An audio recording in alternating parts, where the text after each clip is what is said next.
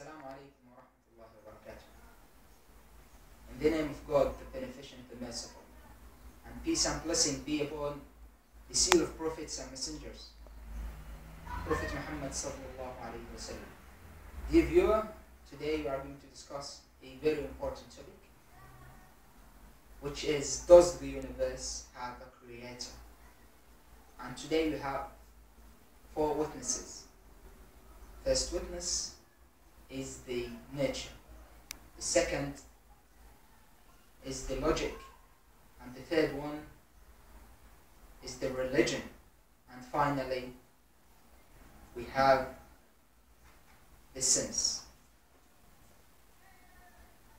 Let's see what each of them says about this point, or this fact, actually. Let's see the nature. The nature of human being says that everything has creator. That when you see a little baby find something new, that little baby try to find out the source of that thing, the creator of that thing. So it's clear that the human being admits that everything has a creator. No doubt about it. So let's see the logic. The logic says that also. What the logic says, the universe maybe creates by itself, but that one, it's illogical. Why? Because no one at all say that, for example, the car made by itself, or the book written by itself, at all. So if that doesn't work with those small things, how about the whole universe? And that brings us to a point, which is the universe may create by chance. Also, this one is illogical. Why? Because no one says that, for example, I made that by chance or whatever. No. And we have a small example. If someone bring a glass and try to get tiny glasses out of that one, and need the chance to do the job,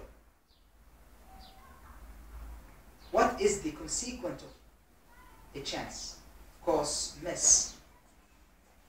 So do you think that the universe in mess? I don't think so. Everything in harmony, in peace, organized. So since those 2 points are illogical, we cannot say except that the universe has a creator, because that's what we experience in our daily life. And Allah subhanahu wa ta'ala mentioned that in Quran, in Surah Al-Tur, the Mount, where they created by nothing, or were they themselves the creator. And the third witness here with us today is the religion. Allah subhanahu wa ta'ala says in the Quran, in Surah Ar-Rum, the Romans, Allah is He who created you, then provided food for you, then will cause you to die.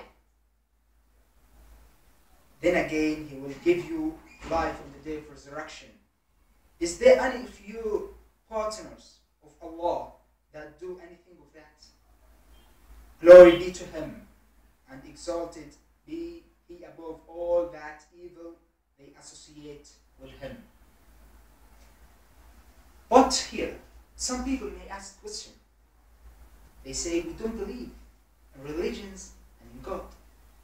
I'll tell you one thing. Who would be able to speak about something in future those things are facts. No one can do that unless that one knows the unseen and knows the future.